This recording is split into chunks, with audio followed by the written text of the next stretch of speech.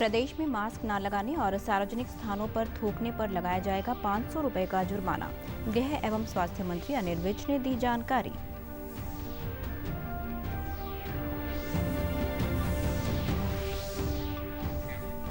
मुख्यमंत्री मनोहर लाल ने करनाल में डिस्ट्रेस राशन टोकन के तहत दिए जाने वाली राशन प्रणाली का किया निरीक्षण। राशन वितरण की व्यवस्था पर जताई संतुष्टि।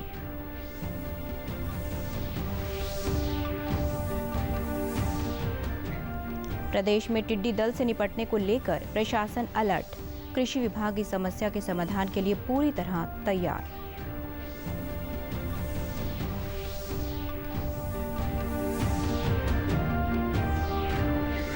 और प्रदेश में लू के चलते तापमान में हुई बढ़ोतरी।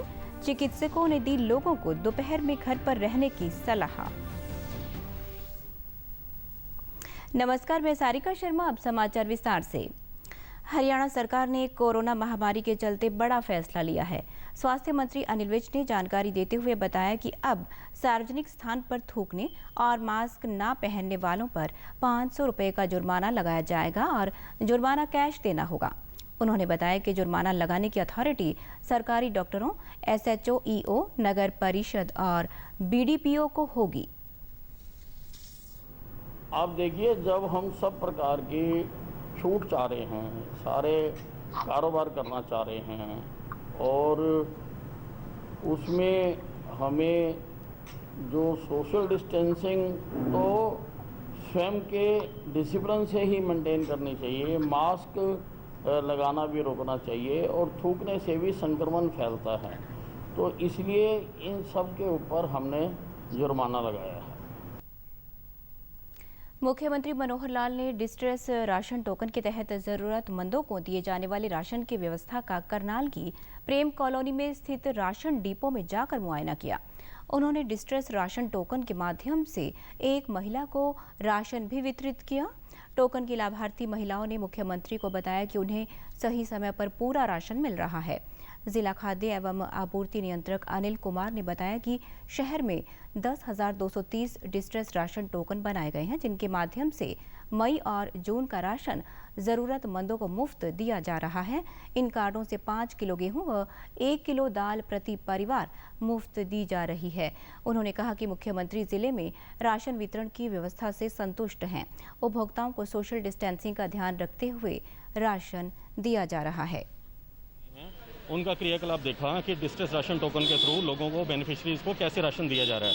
हमारे यहाँ पर अंगूठा लगा के और पोर्टेबिलिटी भी अनेबल्ड है और जो बेनिफिशरीज हैं जिनका ना तो पहले कोई किसी कैटेगरी का राशन कार्ड बना हुआ था, उनको चाहे वो APL में हैं, चाहे उनके पास राशन कार्ड नहीं है, उनको राशन देने की जो व्यवस्था सरकार द्वारा की गई है ताकि गरीबों को सही समय पे ठीक राशन मिल सके, उस प्रक्रिया को देखने के लिए CM साहब स्वयं यहाँ पर आए थे और उन्होंने अपने सामने अपनी आंखों से इसको सारे के सारी प्रक्रिया को देखा और बड़े सेटिस्फाई होकर यहाँ से कि सुचारू रूप से सारी प्रक्रिया चल रही है, सेटिस्फाई होकर CM साहब यहाँ से प्रस्थान कर गए। आए, उन्होंने NDRTS के तहत जो टोकन बांटे गए हैं उनके राशन वितरण के बारे में हमसे पूछा।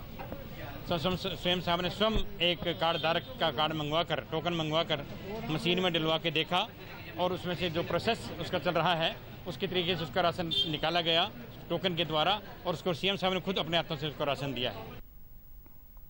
हरियाणा के पशुपालन एवं कृषि मंत्री JP दलाल ने कहा है कि पाकिस्तान से राजस्थान में पहुंचा टिड्डी दल यदि हरियाणा में आता है तो कृषि विभाग इस समस्या के समाधान के लिए पूरी तरह तैयार है।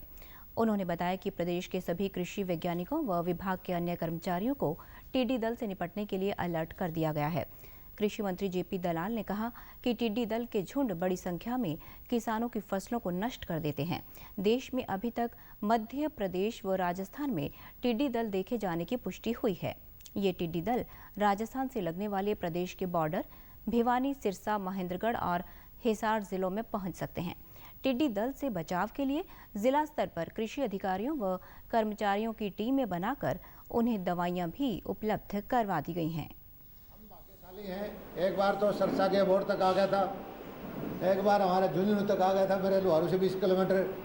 लेकिन भाई हमारा विभाग सबके फ़ोन नंबर हमने ले रखे हैं, जो गांव में ट्रैक्टर से टैंक को लग के टिक्की रख के छिड़कने वाले हैं। दवाई हमने टिड्डी के लिए मौके पर रखवा रखी है और पूरा अगर भगवान करे हमारे यहाँ टिड्डी दल आ गई तो यहाँ से उड़ के नहीं जाने देंगे।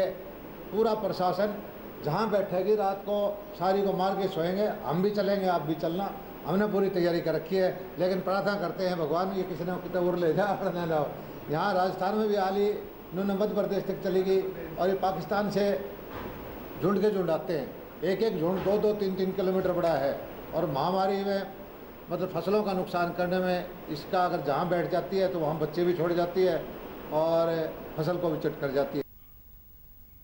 कोरोना महामारी से निपटने के लिए प्रदेश सरकार पूर्ण रूप से सजग है। सरकार द्वारा बनाए गए हरियाणा कोरोना रिलीफ फंड के तहत प्रदेश के हर वर्ग ने गरीब व जरूरतमंद लोगों की सहायता के लिए अपना योगदान दिया है। प्रदेश सरकार द्वारा कोरोना महामारी के संकट काल में आम जन की सहायता के लिए किए गए कार्यों पर प्रस्तुत है एक रिपोर्ट।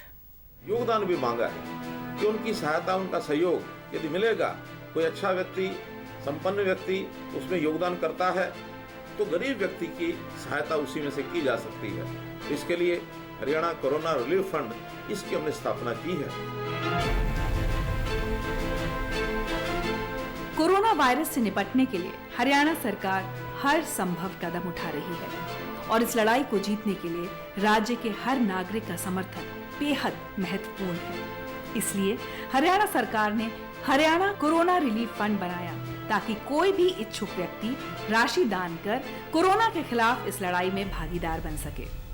मुख्यमंत्री के आह्वान पर हरियाणा कोरोना रिलीफ फंड में अपना सहयोग और समर्थन देने के लिए कदम निरंतर आगे बढ़ रहे हैं। प्रदेश का कोई वर्ग ऐसा नहीं है जो परोपकार की इस आहुति में भागीदार न बनना चाहता हो। बड़े बड़े जो संपन्न लोग हैं, इंडस्ट्री के लोग हैं, कॉर्पोरेट लोग हैं, जो कंपनियां चलाते हैं, वो लोग तो योगदान करेंगे ही करेंगे। हमने सरकारी कर्मचारी उनसे भी योगदान की अपील की है और उनको इच्छा के ऊपर योगदान करके उसके लिए एक पोर्टल बनाया है कि अपनी स्वेच्छा से, उस स्वेच्छा के आधार पर वो 1% से लेकर के 100% कितना ही योगदान कर सकते हैं। मुझे बहुत प्रसन्नता है कि बहुत सैकड़ों लोग ऐसे भी निकल करके आए जिन्होंने 100% अपनी इस महीने की तनख्वाह वो उस स्वेच्छा कोष के उस कोष के अंदर डाली है।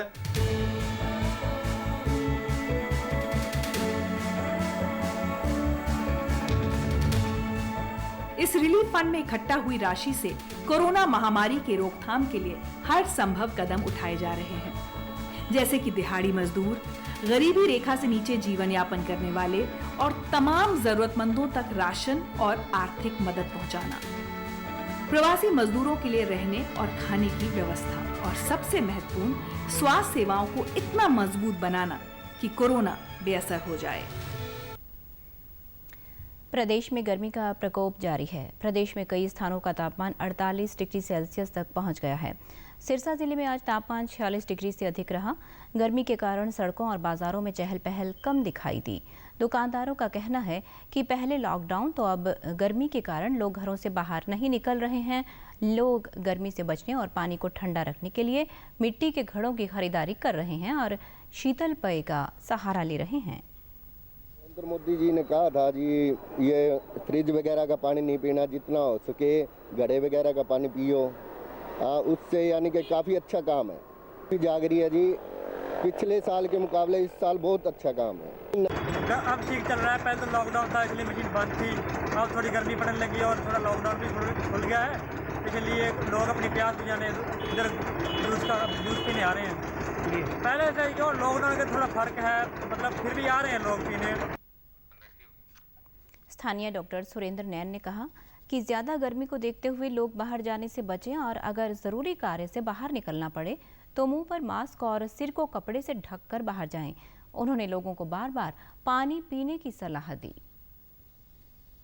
पिछले 22 सालों के बाद में गर्मी का बहुत बड़ा प्रकोप हो रहा है और ऊपर से कोरोना भी चल रहा है। तो आपके चैनल के माध्यम से मैं सभी नागरिकों से अपील करना चाहूँगा कि कोविड को भी ध्यान में रखते हुए, दूसरा गर्मी को भी ध्यान में रखते हुए, बहुत जरूरी काम ना हो तो धूप में ना निकलें।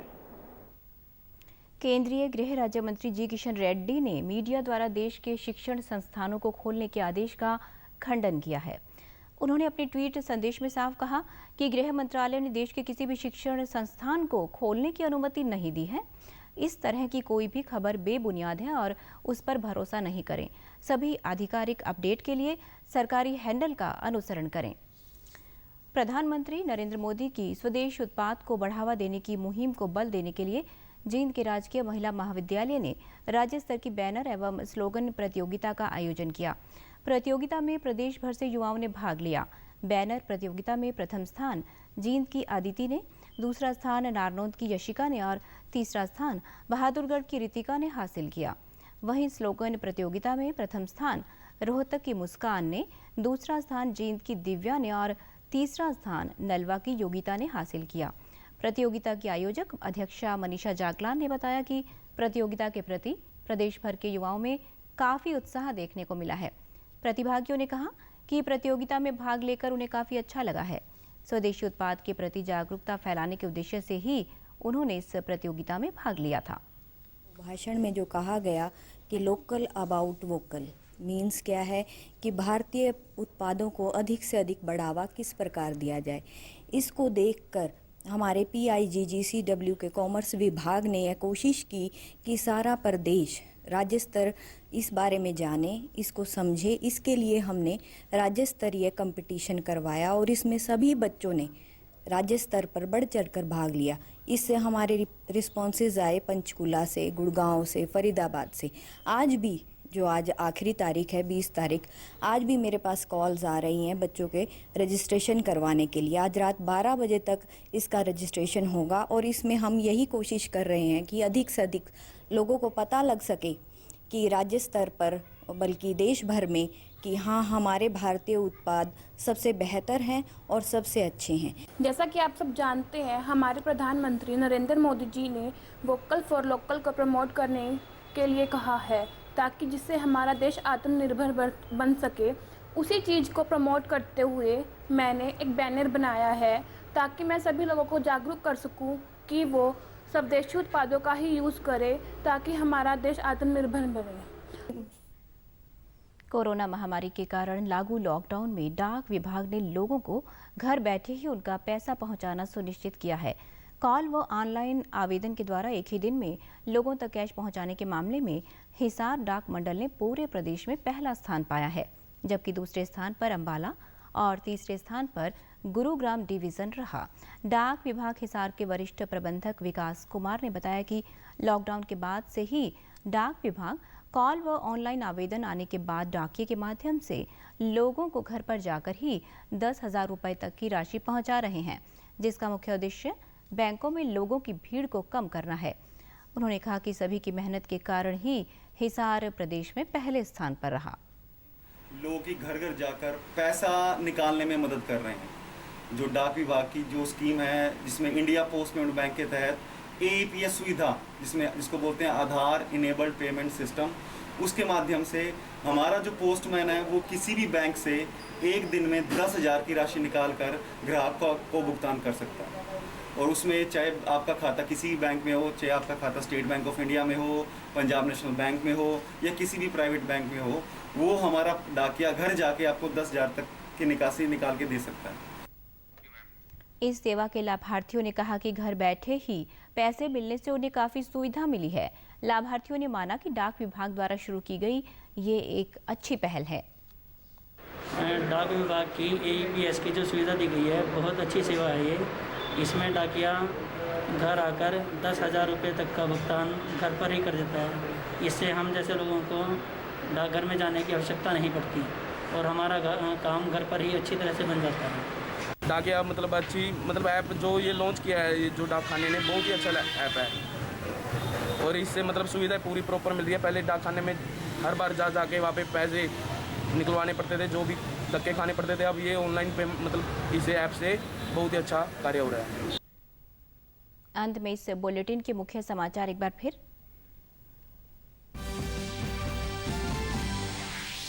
प्रदेश में मास्क न लगाने और सार्वजनिक स्थानों पर थूकने पर लगाया जाएगा 500 रुपये का जुर्माना। गृह एवं स्वास्थ्य मंत्री अनिल विज ने दी जानकारी।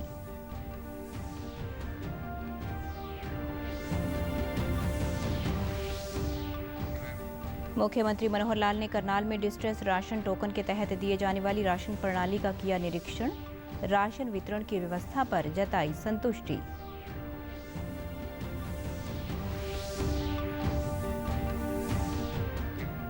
प्रदेश में टिड्डी दल से निपटने को लेकर प्रशासन अलर्ट। कृषि विभाग इस समस्या के समाधान के लिए पूरी तरह तैयार।